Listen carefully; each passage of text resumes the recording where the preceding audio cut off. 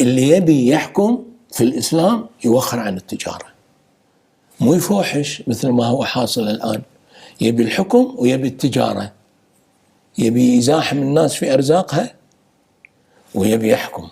يعني هذا أمر لا يقره الإسلام. وأنا مستغرب عمار من شيوخ العلم، ما شاء الله. أنا مو شيخ علم، أنا أمشي على ساحل العلم، فاهم شلون؟